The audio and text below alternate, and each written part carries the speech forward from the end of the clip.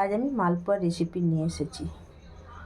অনেক দিন ধরেই ভাবছিলাম বানাবো, কারণ এই কলাগুলো রাখা ছিল কয়েকদিন ধরে, করা হচ্ছিল না, তো ভাবলাম আজকে তাই করে নিয়ে। এখানে আমি ময়দা নয় আটা নিয়েছি, এখানে 2টো কলা নিয়ে নিয়েছি, একটু নারকেল কোড়া, একটু মৌরি, লবণ,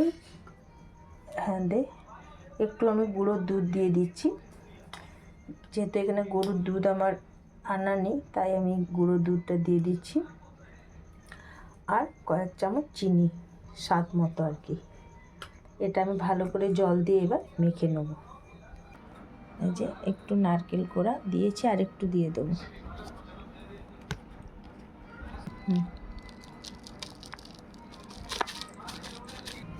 এই অল্প অল্প জল দিয়ে আমি এটাকে মেখে নেব। প্রথমে কলাটাকে চটকে নিচ্ছি, অল্প করে জল দিয়ে অল্প অল্প করে জল দেবো আর নাড়তে থাকবো, যাতে খুব বেশি পাতলা না হয়ে যায়। ব্যাটারটা আমার তৈরি হয়ে গেছে, তো আর একটু জল লাগবে যেমন আছে। এখানে কড়াই গরম হতে দিয়ে দিয়েছি। এবার আমি কড়াইয়ে তেল দিয়ে দেবো। আমি এটা সাদা তেল দিয়েই ভাজবো।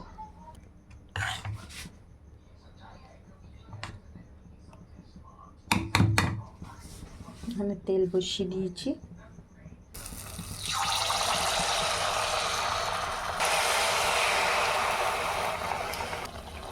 দেখুন আমার মালপোয়াগুলো হয়তো সাইজ চকের মতো হয়ে গেছে, একেবারে ফুলে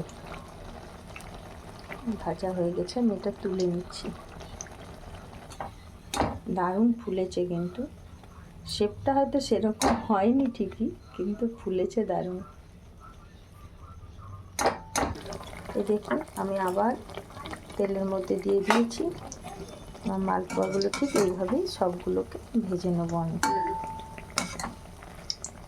আপনারাও নিশ্চয়ই এইভাবেই করেন, বা আরও গরুর দুধ দেয় অনেকে, নারকেল ছাড়া করে। আমি নারকেল দিয়েছি এর মধ্যে, নারকেল, মৌরি, গুঁড়ো দুধ, কলা সবই দিয়েছি। আপনারা কে কীভাবে করেন অবশ্যই আমাকে কমেন্ট করে জানাবেন। কি ভালো হচ্ছে না আমার মালপোয়াগুলো, দেখুন।